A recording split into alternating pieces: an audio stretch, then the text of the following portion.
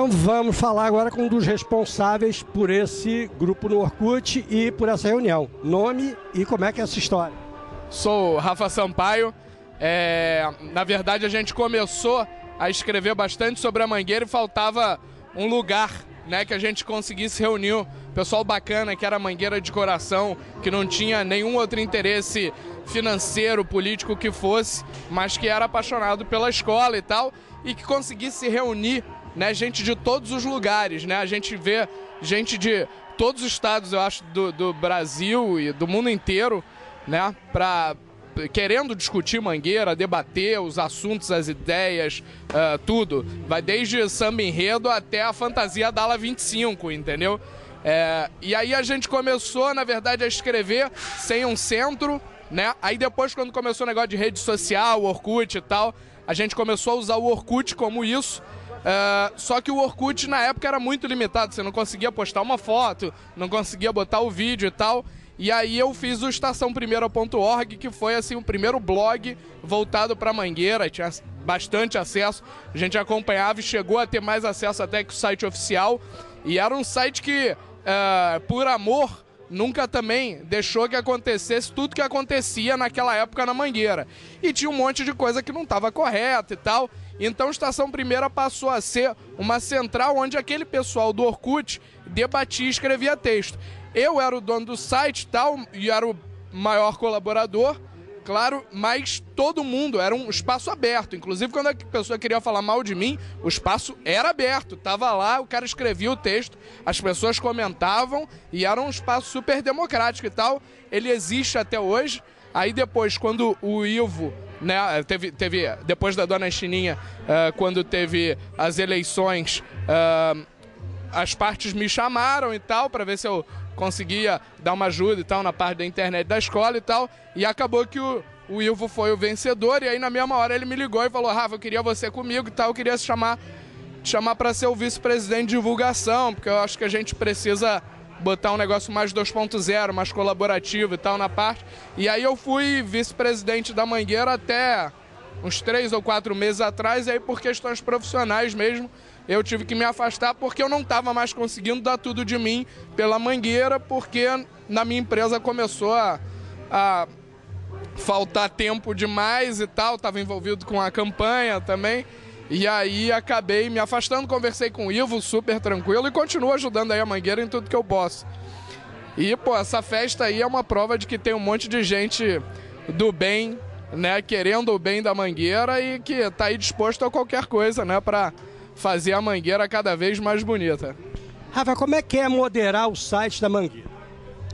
Olha, é muito complicado, né? É um negócio passional, e quando você mexe com paixão, né, seja por um time de futebol, seja por uma escola de samba, por um esporte e tal, você tem sempre o fanático, né? E existe o fanático bom, né, que é aquele fanático que, por conta do fanatismo dele, ele não consegue nem ver os erros, entendeu? Então quebrou um carro, quebrou o eixo, o carro não entrou, vai falar: tava lindo, foi poesia pura essa quebra de eixo e tal. E tem o fanático ruim. O fanático ruim, né, e a gente teve muito isso, é o cara que, se você tem uma opinião contrária, mesmo que pro bem, o cara vai falar: pô, se aparecer lá eu vou te matar, eu vou te bater, eu vou fazer o diabo e tal. Mas nunca aconteceu nada e tal, morre por ali mesmo, tudo ali é discutido. Quando a maioria do bem, não adianta quando entra alguém querendo bagunçar. O pessoal é implacável, entendeu? E aí não dá muita corda para isso. Então vamos falar mais de paixão. Como é que é o teu envolvimento com a escola? Como é que é a tua paixão pela Mangueira? Bom, meu envolvimento acho que começou em 83, né? Eu tenho 30 anos, nasci em 80. E em 83, quer dizer, aquele momento que você começa a brincar o baile de carnaval, a Mangueira fez um enredo infantil quase, né? Que era pra pular carnaval mesmo. E aí começou ali e eu fui, desde 83, sempre acompanhando a Mangueira. Podia estar viajando e tal, parava pra ver o desfile. Já tinha desfilado algumas vezes na Mangueira do Amanhã e tal. E aí, pô, eu sempre fui muito fã do Chico Buarque. E em 98, quando, né, na verdade em 97, quando teve a preparação pro Carnaval de 98 de Chico Buarque, eu comecei a me envolver mais. Aí depois, né, comecei a tocar instrumentos da bateria e tal, e sambar. E aí em 2003 2002 eu comecei a escrever na época do Nordeste. E aí, em 2004, já começou todo esse envolvimento político por conta da Mangueira participando do Orkut, das redes sociais e tal. E aí, em 2009, eu virei vice-presidente de divulgação. Você uma vez disse que, apesar de você conhecer um bocado de samba, o Ivo te ensinou um monte de outras coisas a respeito do samba enredo. Como é que foi essa história? É verdade. O que acontecia? No ano passado, não nesse ano, mas no ano passado, eu fui junto com o Ivo responsável pela disputa do samba, né? Então eu tinha esse contato com todos os compositores e era um negócio bem complicado, tendo em vista que grande parte daqueles compositores que estavam ali entre os 20 selecionados tinham um relacionamento pessoal comigo, porque eram frequentadores do site, debatiam no Orkut, ou amigos de quadra mesmo. A gente tá todo final de semana aqui, e aí sentar na mesa junto e tal.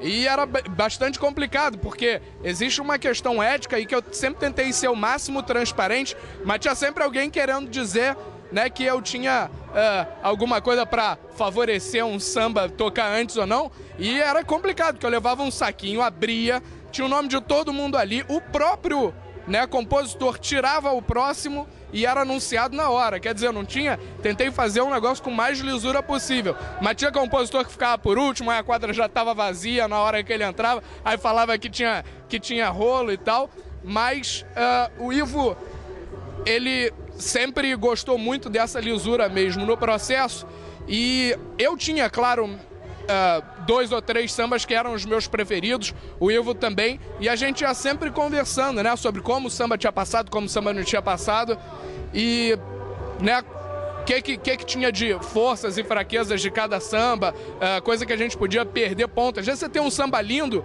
mas que, pô, na avenida tem aquela alfinetadinha que o jurado pode dar. Então nem sempre o samba mais animado, mais bonito melodicamente, então é o mais correto para ganhar nota 10. Né? E a gente tem que entender que o carnaval, né, a gente não pode ficar ainda na poesia. Eu também acho incrível carro pequeno, gente bamba no chão e tal, mas a gente tem que entender que o carnaval mudou. Desde 84, aí, quando começou a questão da Sapucaí, o carnaval mudou. Então ou a gente vai agir utopicamente, aí vai lá pro grupo de acesso B, e aí a Mangueira fica lá fazendo o carnaval, ou a gente se adequa, entendeu? E vai fazer um carnaval com gestão, entendeu? Voltado pro nota 10, né? Aquele negócio que a Imperatriz tinha muito do desfile correto, né? Então hoje a gente precisa ver também o que tem nesse samba que pode ou não tirar. E o Ivo, porra, é uma enciclopédia, assim. Então, na hora que eu defendia alguma coisa, ele chegava e mostrava. Ele é um cara muito didático nisso, né? E ele mostrava o porquê, né, que aquele samba era bom demais. No ano passado, foi o que eu participei do processo, foram, para a final do samba, foram 2 grandes nomes e um novato. Quem eram os grandes nomes? Um era o Hélio Turco e companhia, o maior vencedor da história do samba enredo dessa escola. No outro, tinha um Dream Team lá do Lequinho, com o Bernini, com o Fionda e tal, que, pô, era outro grupo, assim, que não dava pra dizer que os caras não eram muito bons. No ano 2000, nos anos 2000, assim, de 2000 até então, né, que era 2009, eles só tinham perdido um samba, que foi o samba de Minas Gerais, e tinha uns meninos que estavam dando trabalho e tal, e que estavam com muita garra, muita força de vontade, que tinham um samba lindo, mas não tinham a maior torcida. E aí a gente, na última passagem mesmo, foi quando foi definido, na sexta-feira antes eu me reuni com o Ivo, a gente não tinha... Falei assim, cara, vamos deixar e vamos ver qual que vai passar melhor, entendeu? Tinha o do Hélio Turco dava um show na quadra, mas tinha algumas falhazinhas e tal. O samba do Bernini era um show assim que ninguém tinha nada o que falar.